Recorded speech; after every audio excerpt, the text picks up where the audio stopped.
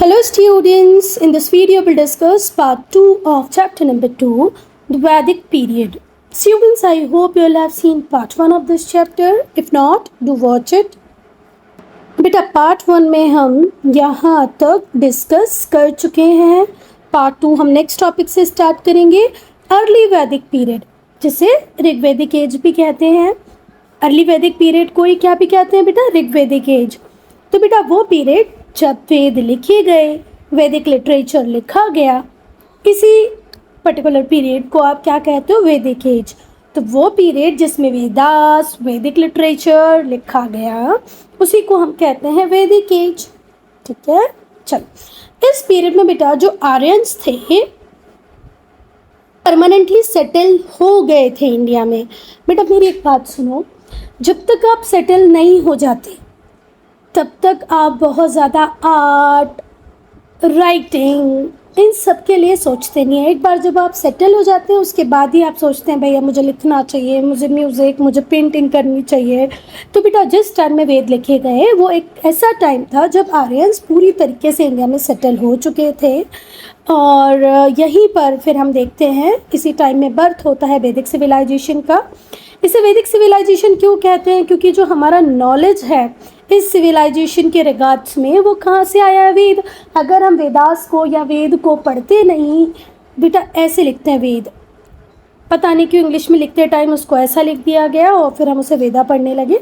चलो, तो बेटा जब वेद आपने पढ़े तभी आपको एक पर्टिकुलर सिविलाइजेशन के बारे में पता चला, तो आपने उस सिविलाइजेशन को क्या कह दिया कि ये वैदिक सिविलाइजेशन है. ठीक है, चलो एक बार फिर से ध्यान से सुनना कि वो पीरियड जब वेद लिखे गए, वैदिक लिटरेचर लिखा गया, उसे वैदिक एज कहा. इस पीरियड में जो आर्यंस थे वो पूरी तरह परमानेंटली सेटल हो चुके थे इंडिया में और इन्होंने एक पर्टिकुलर टाइप के सिविलाइजेशन को जन्म दिया, जिसे ही हम कहते हैं वैदिक सिविलाइजेशन. भाई वैदिक सिविलाइजेशन नाम क्यों दिया गया? क्योंकि हमारा नॉलेज इस सिविलाइजेशन के रिगार्ड्स में आया कहाँ से है? वेदों को पढ़ने से. चलें आगे. बेटा अब हम पढ़ेंगे द सोशल ऑर्गेनाइजेशन. इस सोशल ऑर्गेनाइजेशन के बहुत सारे एलिमेंट्स को हमें डिस्कस करना है. सबसे पहला एलिमेंट है विलेज. तो बेटा जो आर्यंस थे इन्होंने बहुत ही वेल प्लान्ड वे में विलेजेस को बनाया था. जिन गांव में ये रहते थे वो बहुत ही वेल प्लान्ड थे. एक गांव में बहुत सारी जॉइंट फैमिलीज रहती थी और ये जो विलेज थे इन्हें उस टाइम में ग्राम कहा जाता था. ग्राम आज भी कहते हैं कई जगह पे. ठीक है, ग्रामीण एरिया आप लोगों ने सुना होगा ना, ग्रामीण भारत, गांव, ग्राम.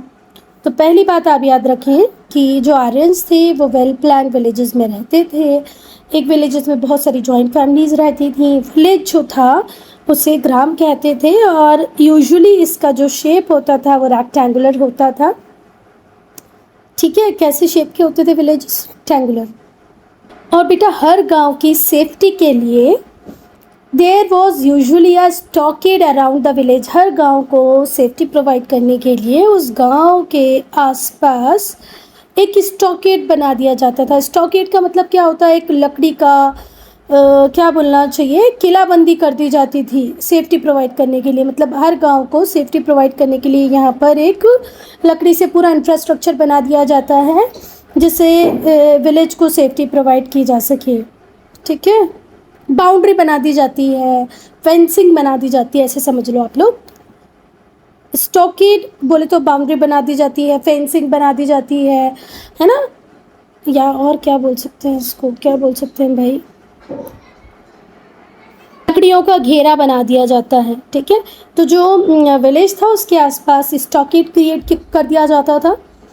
एक मेन एंट्रेंस गेट होता था विलेज के लिए, है ना. अब उस स्टॉकेड को आप क्रॉस करोगे तो फिर विलेज में आओगे. सपोज करो ये स्टॉकेड बना दिया है और ये विलेज है, तो इस स्टॉकेड से विलेज में आने के लिए एक बड़ा सा गेट होता था, एंट्रेंस गेट. ठीक है, बहुत ध्यान से सुनो. एक मेन एंट्रेंस गेट होता था विलेज में. वेल लेड आउट स्ट्रीट्स होती थी, गलियां बहुत बढ़िया तरीके से बनी हुई थी. लेड आउट थी, है ना, पेव थी। घर होते थे ना, ये किससे बने होते थे? लकड़ियों से बने होते थे, बांस से बने होते थे। वुड बोले तो लकड़ी, बैम्बू बोले तो बांस, स्ट्रॉ बोले तो बेटा जो रेसिड्यू होता है ना क्रॉप का, मतलब आप जब फसल काट लेते हो तो जो भूसा, जो डंडियाँ बचती है उन्हें स्ट्रॉ कहते हैं। और रीड्स, इसे नरकट भी कहते हैं, सरकंडा भी कहते हैं। ये मार्शी एरिया में उगने वाला एक पौधा होता है, पेड़ होता है, वो रीड्स। तो घर बनाने के लिए लकड़ी का, बांस का, स्ट्रॉ का, मतलब भूसे का, और रीड्स का, सरकंडा का यूज़ होता था, जिसे नरकट भी कहते हैं। और क्या भी कहते हैं बेटा? बैत, बैत सुना होगा आपने, बैत, बैत। These were in fact thatched हट। ये क्या होती थी बेटा? थैच्ड हट होती थी। आप लोगों ने जब बहुत छोटे होगे तो ऐसे घर बनाने का ये तरीका सीखा होगा, इनको बोलते थे थैच्ड हट्स। यहाँ पर ये तुषा, मतलब ये भूसा वगैरह होता है, जो सूखी हुई घास होती है उसे रख दिया जाता है। और इन्हें आपस में बांधे रखने के लिए रस्सियों का यूज़ होता है, छड़ों का यूज़ होता है, और खूटी का। पैक्स बोले तो खूटी, बार्स बोले तो छड़, और रूप्स बोले तो रस्सी। आपस में इस को बांधने के लिए किसका यूज़ होता है? रस्सियों का। बार्स बोले तो छड़, पैक्स बोले तो खूटी। आपने घास फूस सुना होगा ना, तो ये घास फूस ही आप स्ट्रॉ समझ लो, क्रॉप का रेसिड्यू समझ लो, है ना। और ये जो थैच्ड हट्स होती हैं, इसके ऊपर आप लोगों ने देखा होगा ना, इसे येलो ब्राउन कलर का जो होता है वो क्या ही होता है?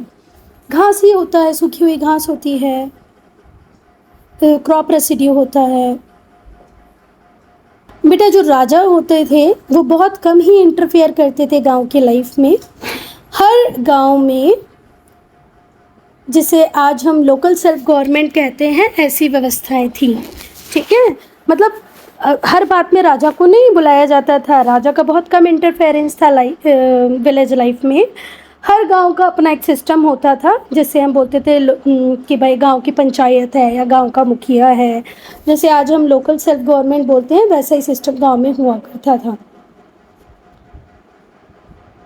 बेटा जब विलेजेस को ग्रुप कर दिया जाता है तो उन्हें बोलते थे द विश, है ना, विश बोलते थे, दाब हमने लगाया है। A group of villages was called wish, the wish. The village community, जो विलेज कम्युनिटी होती थी वो किससे मिलके बनती थी? फैमिली से मिलके बनती थी। जब आप एक दो गांव को ग्रुप कर दोगे तो उसे कहते थे विश, ठीक है। विलेज कम्युनिटी किससे बनी होती थी? तो विलेज कम्युनिटी बनी होती थी फैमिली से।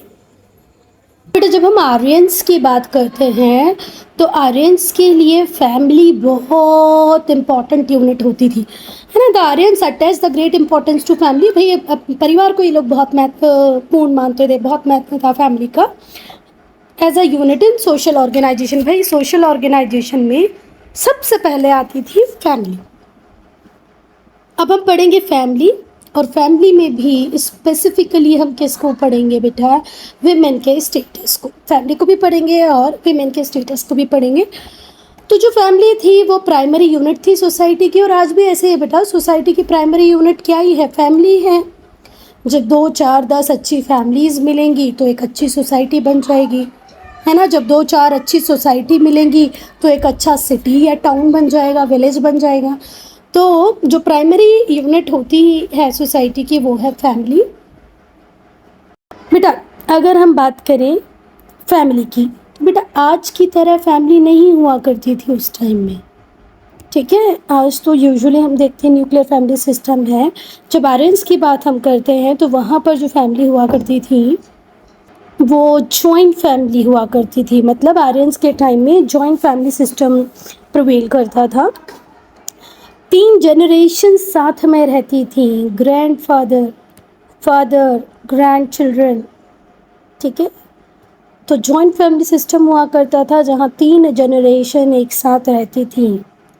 The father, the grandfather and the grand children. आप, आपके पापा, आपके बच्चे साथ में मिलकर रहते थे। जो एल्डेस्ट मेल होता था वही फैमिली का हेड होता था। जो सबसे बड़ा आदमी होगा आपकी फैमिली का वही हेड होगा आपकी फैमिली का, उससे गृहपति कहते थे।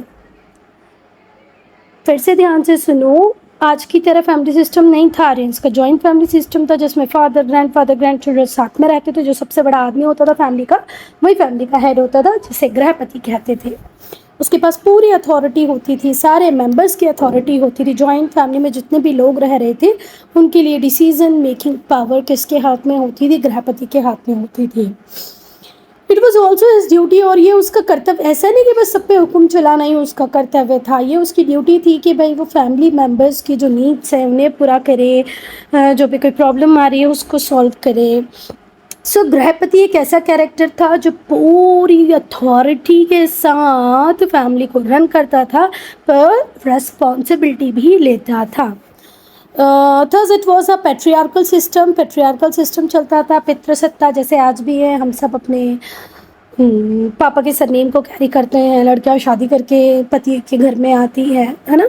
तो उस टाइम भी पेट्रियार्कल सिस्टम था, पितृसत्ता थी, पिताजी लोगों की चलती थी।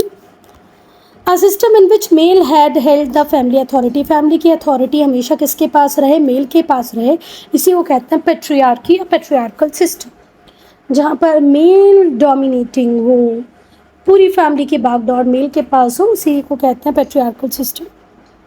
मैंने आपको बताया पेट्रियार्की थी, मेल डोमिनेटिंग सोसाइटी थी, पर इसका ये बिल्कुल भी मतलब नहीं है बेटा कि ह्यूमन का कोई स्टेटस ही नहीं था फैमिली में। पेट्रियार्की होने का मतलब ये बिल्कुल भी नहीं था कि जो औरतें थी उनका कोई स्टेटस ही नहीं था फैमिली में। बहुत ऑनरेबल प्लेस थी किसकी? औरतों की। जो प्रेजेंस थी विमेन की वो बहुत ज़्यादा ज़रूरी होती थी सारी सेरेमनीज़ में। इन्हें अपॉर्चुनिटीज़ दी जाती थी, इन्हें पढ़ाया लिखाया भी जाता था। और बेटा बहुत सारे ऋग्वेदिक हिम्स औरतों ने ही कंपोज किए हैं। बेटा फिर से ध्यान से सुनो, ऋग्वेदिक पीरियड में विमेन की पोजीशन बहुत ऑनरेबल थी। सारी रिचुअल्स में, सारी सेरेमनीज़ में, इवन यज्ञ में विमेन की प्रेजेंस की बहुत इम्पोर्टेंस थी, या विमेन प्रेजेंस एसेंशियल थी, नेसेसरी थी। इन्हें बहुत अपॉर्चुनिटीज मिलती थी, इन्हें पढ़ाया लिखाया भी जाता था। औरतों ने ऋग्वेदिक हिम्स भी कंपोज किया है। Women had also the right to choose their husband. Husbands, औरतों को राइट था पूरा कि वो अपने हस्बैंड को चूज़ करें। आप लोगों ने सुना होगा ना, स्वयंवर। 10, 12, 15, 20 आदमियों को बुलाया जाता था, और जो लड़की थी अपनी पसंद से किसी को भी चुन लेती थी। स्वयंवर मतलब खुद से लड़कियां अपने हस्बैंड को चुनती थी। तो वहाँ पर वुमेन को ये राइट था कि वो अपने हस्बैंड को खुद चूज़ करें। स्वयंवर ऑर्गेनाइज किए जाते थे। अभी ऐसे ही स्वयंवर किसी टीवी चैनल ने भी स्टार्ट किया था आज से बहुत सालों पहले, आप लोग देखना। चल, तो स्वयंवर मतलब समझ गए ना, एक लड़की होती थी और उसके पापा सारे राजाओं को निमंत्रण दे देते थे, राजकुमारों को निमंत्रण देते थे कि भाई हम उसकी शादी कर रहे हैं। सब लोग आके ऐसे लाइन में खड़े होते थे, और मतलब जो लड़की होती थी, राजकुमारी होती थी या जो भी लड़की होती थी, उसको पूरा राइट था कि वो इनमें से किसी को भी सिलेक्ट कर सकती है अपने हस्बैंड के तौर पे, मतलब शादी कर सकती है उससे। Now division of the society. तो जो आर्यंस की सोसाइटी थी वो 4 क्लासेस में डिवाइडेड थी। आर्यंस के टाइम पे सोसाइटी में डिवीजन हो चुके थे, 4 पार्ट्स में जो सोसाइटी थी वो डिवाइडेड थी। The Brahmins, Kshatriya, Vysya and शूद्र। ब्राह्मण, क्षत्रिय, वैश्य, शूद्र। There were. अच्छा, फिर आपसे पूछा जाए कि ब्राह्मण, क्षत्रिय, वैश्य, शूद्र को किस बेसिस पे डिवाइड किया गया था? तो एक्चुअल में इन लोगों का डिवीजन ऑक्यूपेशन के बेसिस पे था। These were in fact occupational groups of people. Brahmins पढ़ाएंगे, क्षत्रिय वॉरियर की तरह काम करेंगे, वैश्य ट्रेडिंग कम्युनिटी होगी, शूद्र बाकी के बचे हुए सारे काम करेंगे। तो अगर हम फैक्चुअल बेसिस पे बात करें तो ये ऑक्यूपेशनल ग्रुप्स थे। और ये जो ऑक्यूपेशंस थे, the occupations of these classes were as under. अब हम एक एक करके पढ़ेंगे। तो ब्राह्मण्स कौन होते थे बेटा? ब्राह्मण्स वो लोग होते थे जिन्होंने वेद को पढ़ा है, वेद पढ़ाते हैं, रिलीजियस सेरेमनीज़ को परफॉर्म कराते हैं। तो लोगों को पढ़ाने का काम ब्राह्मण्स के पास था, रिलीजियस सेरेमनी ये परफॉर्म कराते थे, और इन्होंने वेदों को पढ़ रखा था। द ब्राह्मण्स लर्न द वेद। वेद को पढ़ेंगे, वेद को याद करेंगे, रिलीजियस सेरेमनीज़ परफॉर्म करेंगे, लोगों को पढ़ाने का काम भी यही करेंगे।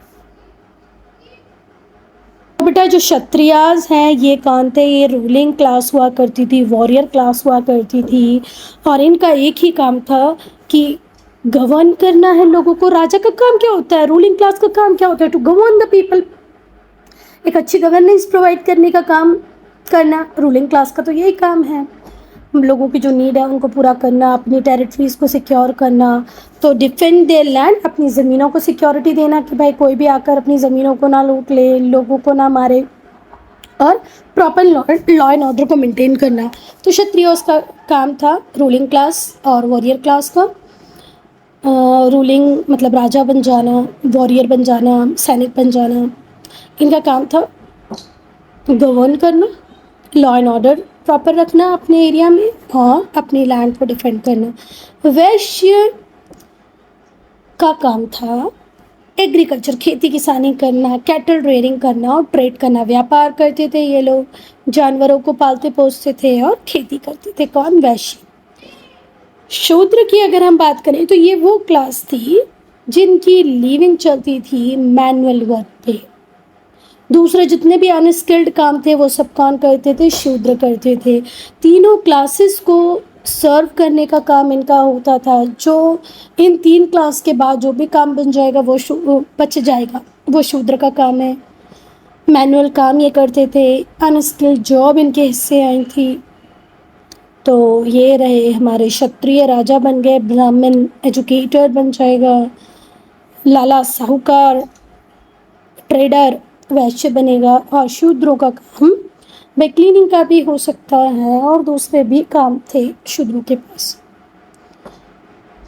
अब हम फूड एंड फूड हैबिट को पढ़ेंगे। तो बेटा जो आर्यंस थे बहुत ही सिंपल इन लोगों का भोजन था, खाना था, बट जो भी खाते थे वो बहुत ही नरिशिंग फूड था। मतलब ऐसे नहीं कि सिंपल है तो नरिशमेंट नहीं है, नरिशमेंट होता था उसमें।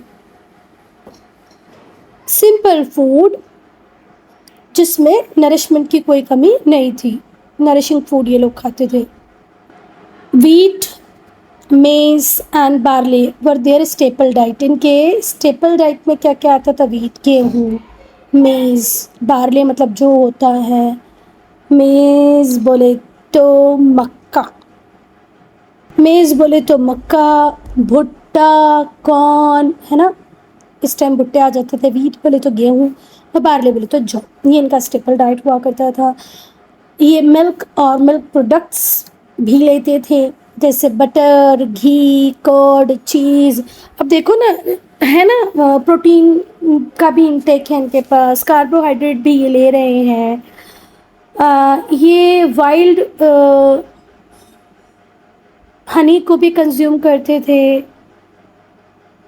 वाइल्ड हनी क्यों लिखा है? ठीक है चलो। शहद इन लोगों के खाने में था, फ्रूट्स थे, वेजिटेबल्स थे, और मीट भी ये लोग खाते थे।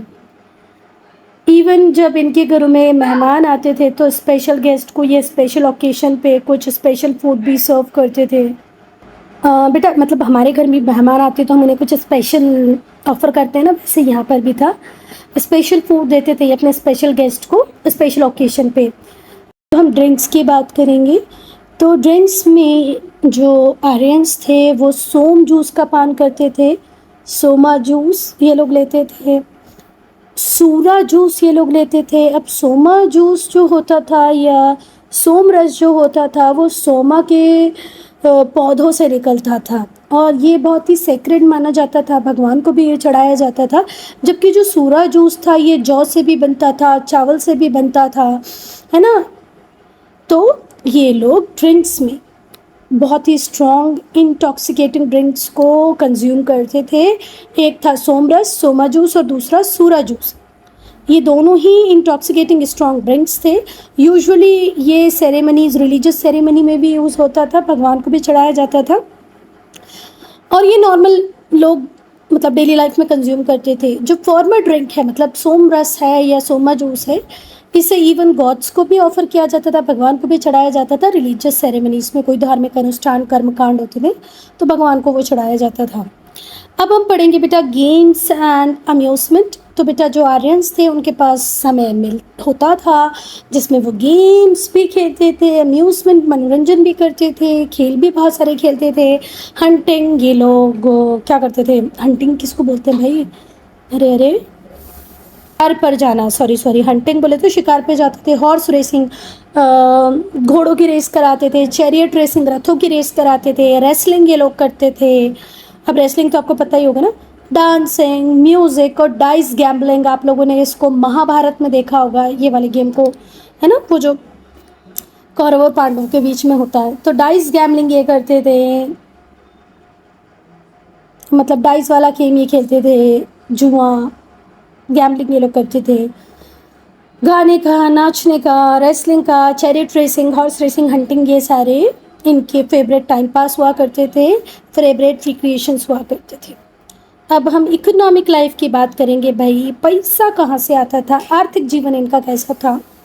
एग्रीकल्चर, बेटा उस टाइम में कौन सी टिस्को थी, विप्रो थी, ऐसा कुछ भी नहीं था। एनवीडिया, ऐसा कुछ भी नहीं था ना। तो बेसिकली 3 4 5 चीज़ें थी जिन पे ये अपनी लाइफ को डिपेंड करते थे, जिनकी अलग अलग कैटेगरीज हैं। जैसे एग्रीकल्चर में पूरा खेती किसानी आ जाएगा, फिर क्राफ्टमैनशिप में पूरा इनका आपका गोल्ड स्मिथ, आयरन स्मिथ वगैरह आ जाएंगे, है ना। फिर कुछ लोग आर्ट की फील्ड में काम कर रहे होंगे। तो सबसे पहले हम एग्रीकल्चर की बात करेंगे। तो जो आर्यंस थे वो प्राइमरली एग्रीकल्चरिस्ट थे, खेती किसानी पे बेस करते थे। इनका जो मेन ऑक्यूपेशन था वो था लैंड को कल्टीवेट करना। ये जो लोग थे ये पानी को लेते थे इरिगेशन के लिए। जब आप खेती करोगे तो खेतों में पानी भी डालोगे। खेतों में पानी डालने को जब आप अपनी फील्ड में वाटर प्रोवाइड करते हैं तो इसी को इरिगेशन कहते हैं। और ये इरिगेशन के लिए पानी वेल से लेते थे, कुएं से लेते थे, कैनाल्स नहरों से लेते थे, और लेक्स झीलों से लेते थे। झीलों से, नहरों से, कुओं से ये पानी लेते थे इरिगेशन के लिए। पर मोस्टली ये डिपेंड करते थे किस पे, रेंस पे। भाई बारिश होगी तो खेती होगी, बारिश नहीं होगी तो खेती नहीं होगी। ये ज़मीनों को कल्टीवेट करते थे ऑक्सिन की हेल्प से, मतलब 2 बैल सबके पास ही होते थे और बैल हल चलाते थे, है ना, उसी से खेती होती थी। ये लोग क्या क्या ग्रो करते थे बेटा, वीट, गेहूँ, बार्ले, जौ, राइस, चावल, कॉटन आपको पता ही है, कपास, ऑयल सीड्स, ये इनके मेन प्रोडक्ट हुआ करते थे जिनको ये ग्रो करते थे। डोमेस्टिकेशन ऑफ एनिमल, ये भी बहुत इम्पॉर्टेंट था आर्यंस के टाइम में और इवन आज तक इम्पॉर्टेंट है। Domestication of animals, Aryans sheep hertz थे बाय ऑक्यूपेशन। हमने चैप्टर को शुरू किया था तो देखा था ना, ये लोग नोमैडिक हुआ करते थे, नोमैडिक ट्राइब थे, मतलब moving from one place to another with animal. तो ये नोमैडिक ट्राइब थे, शिप होल्डर्स हुआ करते थे, इनके पास शिप होती थी, खाना बदोश भी बोल सकते हो, ठीक है, एक जगह से दूसरी जगह अपने जानवरों के साथ जाना। कैटल रेयरिंग बहुत कॉमन इकोनॉमिक एक्टिविटी थी। जब आप कैटल को रेयर करते हो तो अभी हमने ऊपर पढ़ा बेटा, ये लोग मीट का इंटेक भी करते थे, मतलब इनके स्टेपल डाइट में मीट भी आता था। तो जब आप कैटल रेयरिंग करते हो तो आपको भाई खाने की चिंता नहीं होती, आपके घर में खाना रखा है in the form of cattle. फिर जो एनिमल प्रोड्यूस होगा वो आपको हेल्प करेगा, है ना। ये लोग मिल्क, चीज़, कर्ड सब जानते ही थे। तो इकोनॉमिक एक्टिविटी में कॉमन इकोनॉमिक एक्टिविटी होती थी कैटल रेयरिंग। जो कैटल होते थे वो वेल्थ का मेजर थे, प्रॉपर्टी का मेजर थे, स्टेटस का मेजर थे। जिसके पास जितने ज़्यादा कैटल होंगे उतना ज़्यादा वो वेल्दी है, उतना ज़्यादा उसके पास प्रॉपर्टी है, उसका ही उतना स्टेटस होगा। तो स्टेटस के लिए जहाँ जहाँ पर आज हम घरों को मेंटेन कर रहे हैं, कारों को मेंटेन कर रहे हैं, उस टाइम में कैटल को मेंटेन किया जाता था। और सबसे हाई वैल्यूड अगर कोई कैटल था वो था काऊ। आज भी ऐसे है बेटा, आज भी सबसे ज़्यादा हाई वैल्यूड कैटल कौन ही है, काऊ है। उस टाइम में भी वही था। जो स्टेटस था किसी भी फैमिली का, उससे जज किया जाता था इसी बात से कि उनके पास कितनी काउस हैं, कितनी गायें हैं। किसी फैमिली के स्टेटस को आपको देखना हो तो उसके घर में जो गायें हैं उनको देख लो, जितनी ज़्यादा गाय उतना उसका स्टेटस बड़ा होगा। काऊ को इवन मीडियम ऑफ एक्सचेंज की तरह भी यूज़ किया जाता है, मतलब जैसे आज हम मनी का यूज़ करते हैं एज मीडियम ऑफ एक्सचेंज। मुझे शू चाहिए तो मैं पैसा दूंगी तो मैं शू ले लूँगी, मुझे वीट चाहिए तो मैं पैसा दूंगी और वीट ले लूँगी, है ना। तो मनी को आज मैं मीडियम ऑफ एक्सचेंज यूज़ कर रही हूँ, वैसे ही पहले काऊ को as a medium of exchange use किया जाता था। द काऊ वॉज कॉल्ड, गायों को क्या कहते थे बेटा? गायों को अघन्या कहते थे। अघन्या क्यों कहते थे बेटा? अघन्या का मतलब होता है जिसको आप मार नहीं सकते, इनका स्लॉटर कंप्लीटली प्रोहिबिटेड था। The cow was called aghanya. Injuring और killing of cow was prohibited, completely prohibited था। गायों को मारना, उनकी किलिंग, उनकी इंजरी आप नहीं करोगे, ये तो पनिशेबल क्राइम होता था। Besides the cows the Aryans red bulls, बता गाय के अलावा आर्यंस और क्या क्या रेयर करते थे? तो bulls, oxen, horses, asses, sheep, goats, dog, ये सारे जानवर भी इनके घरों में होते थे।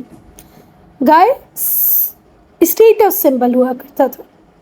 अब हम ट्रेड एंड कॉमर्स को देखेंगे बेटा। या ट्रेड एंड कॉमर्स, तो बेटा कुछ आर्यंस ऐसे थे जिन्होंने अपने आप को इंगेज कर रखा था ट्रेड एंड कॉमर्स में, व्यापार और वाणिज्य में। व्यापार बोले तो बाइंग एंड सेलिंग, वाणिज्य बोले तो बाइंग एंड सेलिंग को जो हर चीज़ हेल्प करे उसे वाणिज्य कहते हैं, कॉमर्स कहते हैं। ट्रेड मेनली बार्टर सिस्टम के थ्रू होता था। बार्टर सिस्टम क्या है? जब आप चीज़ों को चीज़ों के बदले में एक्सचेंज करें, है ना। जैसे हॉर्स के बदले आप काऊ ले लें, गेहूँ के बदले आप चावल ले लें, व्हीट राइस को एक्सचेंज कर लें, इसको बोलते हैं बार्टर सिस्टम, ठीक है। तो ट्रेड बेसिकली बार्टर सिस्टम में हुआ करता था। जो वैल्यू होती थी किसी भी चीज़ की, उसे किस टर्म में मेजर किया जाता था? काऊ के टर्म में मेजर किया जाता था। जैसे 1 cow is equals to 1 quintal अगर व्हीट हुआ, तो 1 cow is equals to 500 kilogram अगर राइस हुआ, तो एक्सचेंज वैल्यू क्या कितनी हो जाएगी? 500 kilogram of rice is equals to 1 quintal of wheat. इस तरीके से एक्सचेंज होता था। जो काऊ होती थी उनकी स्टैंडर्ड वैल्यू होती थी, of course a sort of coin known as nishka was also in use during those days। बेटा काऊ की एक स्टैंडर्ड वैल्यू होती थी, इसके अलावा कॉइन भी यूज़ होते थे जिन्हें निश्क कहा जाता था। ट्रेड बेसिकली ज़मीन पर ही होता था, पर कुछ प्लेसेस पे हमने देखा है कि सी ट्रेड भी होता था। ऐसा नहीं है कि सी ट्रेड के बारे में ये लोग कुछ जानते ही नहीं थे। फिर से ध्यान से सुनो, गाय की स्टैंडर्ड वैल्यू होती थी। कॉइन भी इस टाइम में चलते थे जिन्हें निश्क कहा जाता था। ट्रेड मेनली लैंड पे होता था, पर ऐसा बिल्कुल भी नहीं कह सकते आप कि ये लोग सी ट्रेड को जानते ही नहीं थे, जानते थे। लास्ट टॉपिक है इस पार्ट का, फिर हम बचा हुआ चैप्टर नेक्स्ट पार्ट में डिस्कस करेंगे। जो आर्यंस थे उन्होंने बहुत प्रोग्रेस की थी आर्ट्स और क्राफ्ट में भी। जो ऋग्वेद है वो हमें बताता है कि इस टाइम में पॉटर्स हुआ करते थे, वीवर्स हुआ करते थे, कारपेंटर्स थे, ज्वेलर्स थे। पॉटर मटके बनाने वाले, मिट्टी के बर्तन बनाने वाले, वीवर्स कपड़ा बनाने वाले, कारपेंटर बढ़ई मतलब फर्नीचर बनाने वाले, ज्वेलर्स तो आपको पता ही है। आयरन एंड गोल्ड स्मिथ भी हुआ करते थे। गोल्ड स्मिथ वही होता है सुनार जो ज्वेलरी बनाता है। चलो, लेदर में भी काम होता था, लेदर वर्कर्स हुआ करते थे, मेटल क्राफ्टर्स हुआ करते थे, रथ बनाने वाले होते थे। These were the other occupation of Aryans. ये अदर ऑक्यूपेशंस थे आर्यन के। कुछ ज्वेलर्स बन जाते थे, कुछ लेदर वर्कर्स की तरह काम करते थे, कुछ गोल्ड स्मिथ की तरह काम करते थे। और हमें रेफरेंस ऐसे भी मिलते हैं कि इस टाइम में फिजिशियंस भी थे। पर एक स्ट्राइकिंग पॉइंट ये है कि किसी भी प्रोफेशन को कम या ज़्यादा नहीं आंका जाता था। But one striking point was that no profession was recorded below dignity. ऐसा कभी भी नहीं होता था ये काम अच्छा नहीं है, ये नहीं करना, वो काम अच्छा नहीं, वो नहीं करना, ऐसा था ही नहीं। लोग बिल्कुल फ्री थे, वो अपने ऑक्यूपेशन को खुद चुन सकते थे, अपने प्रोफेशन को खुद चुन सकते थे और उसे बदल भी सकते थे। अभी मुझे लगता है कि भाई मुझे पढ़ाना अच्छा लगता है, थोड़े टाइम बाद मुझे ऐसा लगे कि यार नहीं, मज़ा तो नहीं आ रहा है, चलो मैं अब क्या करती हूँ, ज्वेलरी डिज़ाइन करने लग जाती हूँ। तो ऐसा बिल्कुल अब फ्री होते थे, ऐसा कर सकते थे। अब हम पढ़ेंगे रिलीजियस बिलीव्स को और प्रैक्टिसेस को। क्या रिलीजियस बिलीव्स थे, क्या रिलीजियस प्रैक्टिसेस थी। तो आर्यंस बहुत रिलीजियस धार्मिक लोग हुआ करते थे। वो बहुत सारे भगवानों की पूजा करते थे, पर अल्टीमेटली उनका ये भी मानना था, ये विश्वास था कि भगवान एक ही है। Actually they saw many in one and one in many. इनका मानना था कि बहुत सारों में एक है, एक में बहुत सारे भगवान हैं। जो आर्यंस थे वो ऑफ़र करते थे जितनी भी वर्शिप्स थी, जितनी भी पूजाएँ उनकी होती थी, वो ओपन एरियाज़ में होती थी। कभी भी आर्यंस बंद कमरों में बैठ के पूजा नहीं करते थे, ओपन में वर्शिप करते थे। इन्होंने कोई मंदिर नहीं बना रखे थे, कोई श्राइन्स, कोई आइडल्स, कोई मूर्तियाँ इनके टाइम में नहीं थी। प्रेयर्स यज्ञों के रूप में होती थी। कई बार यज्ञ आप अकेले भी कर सकते थे और कई बार कलेक्टिवली भी कर सकते थे, इसमें कोई प्रॉब्लम नहीं थी। फिर से ध्यान से सुनो बेटा, जो आर्यंस थे बहुत ही धार्मिक लोग थे, वो बहुत सारे भगवानों की पूजा करते थे, पर साथ ही साथ ये भी मानते थे कि भगवान एक है। ये लोग ऐसे थे जो बहुत सारों में एक और एक में अनेक ढूंढ लेते थे, मानते थे। जो आर्यंस थे वो सारी पूजाएं, जितनी भी पूजा होती थी भगवान को, वो ओपन में ही ऑफर करते थे। उन्होंने ना मंदिर बनवा रखे थे, ना ही कोई मूर्तियाँ होती थी। प्रेयर्स हमेशा यज्ञों के रूप में होती थी और यज्ञ आप अकेले भी कर सकते थे और कलेक्टिवली भी कर सकते थे। जो प्रीस्ट होते थे, जो ब्राह्मण्स होते थे, वो हमेशा हेल्प करते थे यज्ञों को कराने में। मतलब सामने एक व्यक्ति बैठा होगा जो यज्ञ करेगा, पर वो कैसे कैसे करेगा ये ब्राह्मण बताते थे। He was given a parting gift और दक्षिणा आफ्टर यज्ञ वॉज परफॉर्म्ड। जो ब्राह्मण होता था, जो यज्ञ में हेल्प कर रहा होता था, जो प्रीस्ट होता था, वो बताता था अक्षत लीजिए, ध्रुवा लीजिए, जल पीजिए, जल चढ़ाइए, उसे बाद में उसके काम की दक्षिणा मिल जाती थी। अब एक फैक्ट फाइल बहुत ज़्यादा इम्पॉर्टेंट है, ये बेटा बहुत ज़्यादा ध्यान रखना कि बेटा जो ऑक्यूपेशन होते थे अर्लियर वैदिक पीरियड में, वो हेरिडेटरी नहीं होते थे। टीचर का बेटा ब्राह्मण का बच्चा ब्राह्मण बनेगा, ऐसा नहीं हो सकता था। जो लॉर्न मैन होता था, जो वेद को पढ़ लेता था, उसे ब्राह्मण ट्रीट किया जाता था। जो बहुत ही ऐसे शक्तिशाली होता था, वॉरियर बन सकता था, वो क्षत्रिय हो जाता था। मतलब वैदिक पीरियड में ऑक्यूपेशंस हेरिडेटरी नहीं होते थे। As and when required you can change your occupation according to your abilities. Within one family all varna could be found. एक फैमिली में सारे वर्ण के लोग होते थे। भैया जो कुछ भी नहीं कर पा रहा वो शूद्र बन जाएगा। कोई लोग होते हैं ना जिनको साफ सफाई में बहुत मज़ा आता है, वो शूद्र बन गए। किसी को लड़ने में मज़ा आता है, वो वॉरियर बन गए। जिनकी कैपेबिलिटी भी है कि भाई लड़ पाएंगे। जो बहुत ज़्यादा पढ़ लिख लेता था वो ब्राह्मण में जाता था। मतलब एक फैमिली में आपको सारे वर्ण मिल जाते थे। बाद में ये जो ऑक्यूपेशन थे वो हेरिडेटरी बन गए और जो लोग थे उन्हें एसोसिएट किया जाने लगा एक ऑक्यूपेशन के साथ, जो बाद में जाति की तरह देखे गए। बेटा जो आर्यंस थे वो नेचर के टुवर्ड्स बहुत अट्रैक्टेड थे। जो भी उन्हें आसपास दिखता था उसको वो खूब अच्छा मानते थे, जानते थे, उसको प्रोटेक्ट करने की कोशिश करते थे। They found that universe, sun, water, air and earth was great forces of nature. बेटा ये नेचर के टूवर्ड्स बहुत अट्रैक्टेड थे। ये पानी को, हवा को, अर्थ को मानते थे कि ये नेचर के ग्रेट फोर्सेस हैं और इन सब की पूजा वो करते थे।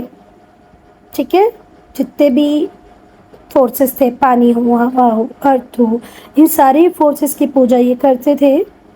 और powers of nature as god, ये भगवान की तरह मानते थे। पानी को, हवा को, सूर्य को। वरुण जो स्काई गॉड होते थे was the sovereign of universe. पूरे यूनिवर्स के कर्ता धर्ता वरुण थे। He had knowledge of everything and nothing could be hidden from him. ऐसा मानते थे कि वरुण जो थे उनको सब चीज़ें पता थी, उनसे कुछ छुपा हुआ नहीं था। इंद्र को बारिश का, बिजली का और वॉर का देवता माना जाता था। वरुण एक ऐसे भगवान जो पूरे यूनिवर्स को चला रहे, स्काई गॉड है। इंद्र पानी के देवता हैं। ठीक है, और ऐसे भी माना जाता रहा कि जो आर्यंस थे उन्हें उनके एनिमी से प्रोटेक्ट करने का काम भी करते थे इंद्र, और इन्हें समृद्धि, प्रॉस्पेरिटी भी देते थे। दे ऑल्सो बिलीव्ड, ऐसा भी बिलीव करते थे आर्यंस कि कुछ इवल स्पिरिट भी एग्जिस्ट करती हैं। मतलब बोलते हैं ना, तंत्र मंत्र, जादू टोना, आत्माएं, भूत प्रेत, इनमें भी इनका विश्वास था। पॉलिटिकल लाइफ, राजनीतिक जीवन को डिस्कस करेंगे। तो सबसे पहले बात करते हैं राजा की। तो बेटा जो ऋग्वैदिक सिविलाइजेशन थी उसमें जॉइंट फैमिली सिस्टम एग्जिस्ट करता था और जॉइंट फैमिली सिस्टम से मिलके ही क्या बनता था, ग्राम। बहुत सारी जॉइंट फैमिलीज मिलके एक गांव बना लेती थी। और जब एक गांव का जो ग्रुप बन जाता था जिसमें बहुत सारे गांव हो जाते थे, में एक क्लान बन जाती थी, विश बन जाता था। और जब बहुत सारी क्लान्स मिलती थी तो एक ट्राइब बन जाती थी और इस ट्राइब का राजा होता था। फिर से ध्यान से सुनो, बहुत सारी जॉइंट फैमिली मिली तो एक ग्राम बना, बहुत सारे ग्राम मिले तो एक क्लान बन गया, विश बन गया, बहुत सारे विश मिले तो क्या बन गया, जन और ट्राइब, और राजा होता था ट्राइब का। अब बेटा ये जो बहुत सारी स्मॉल किंगडम्स थी उस पीरियड की, उनके नाम ध्यान से सुनना बेटा। अब मैं कुछ स्मॉल किंगडम्स के नाम आपको बताऊंगी उस पीरियड के, तो बेटर होगा आप इसको हिंदी में देख लें, है ना, क्योंकि इंग्लिश में तो उन लोगों ने कुछ का कुछ ही किया है। ये पुरु है, ये पक्तास है, ठीक है, भरत जिसको इन लोगों ने लिखा है भारतास, भरत है, पुरु है, पक्तास है, त्रित्रुस लिखा है, जबकि ये त्रित्सु है, ये त्रित्सु है, ये भरत है, ये पुरु है, ये पक्तास है। ये स्मॉल किंगडम्स होती थी उस पीरियड की। वैसे भी आपका ओरल एग्जाम नहीं होना है बेटा, रिटर्न होना है, तो बेटर है आप स्पेलिंग याद कर लो। चलो, इसके अलावा कुरु, पांचाल, विदय, ये कुछ इंपॉर्टेंट मेजर किंगडम्स थे यूपी, बिहार और वेस्ट बंगाल रीजन के। कुरु, पांचाल, विदय।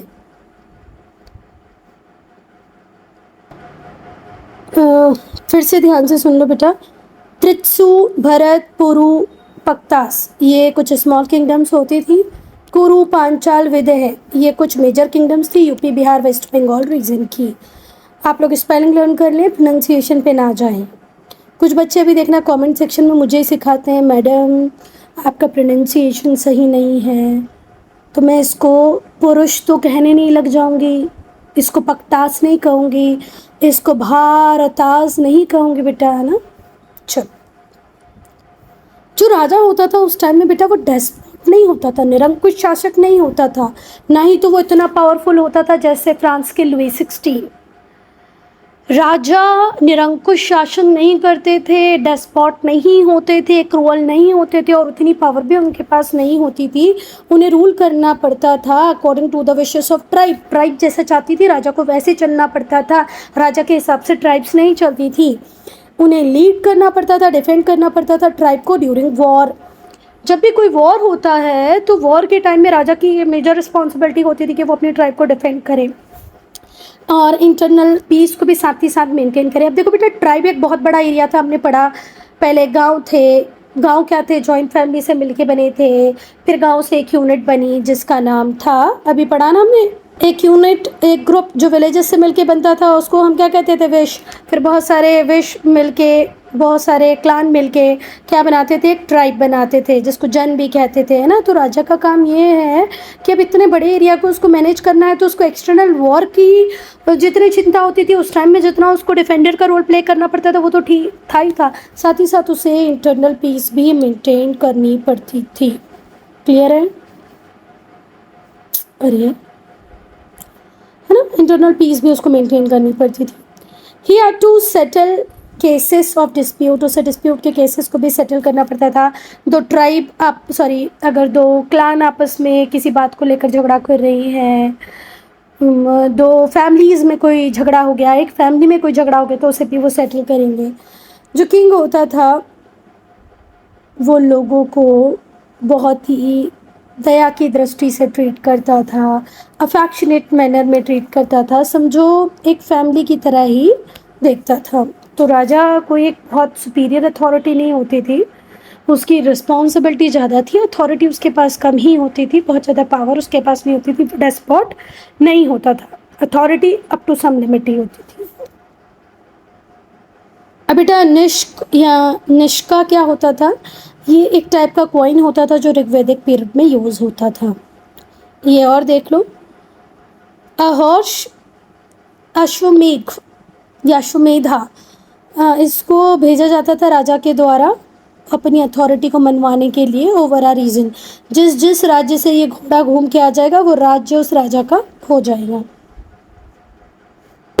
अब राजा की ड्यूटीज़ इसलिए बढ़ जाती थी क्योंकि वॉर ट्राइब्स के बीच में बहुत फ्रिक्वेंट होते थे। राजा को लड़ना पड़ता था इन युद्धों को। Before they went out to fight, लड़ने के पहले ये लोग यजनाश, यज्ञ या यज्ञ का पड़ा होगा ना, यज्ञ परफॉर्म करते थे। तो युद्ध बहुत कॉमन होते थे ट्राइब्स के बीच में, है ना, बहुत फ्रिक्वेंटली वॉर होते थे। जब भी ये वॉर में जाते थे उसके पहले ये यज्ञ करते थे and did the same after victory, और जीत के आ जाते थे उसके बाद भी यज्ञ करते थे। किसी भी युद्ध को लड़ने के पहले भी यज्ञ करते थे, लड़के आ जाते थे तो भी यज्ञ करते थे। Students, I am ending this video here. Only if you have any doubt, any problem, do write in comment section.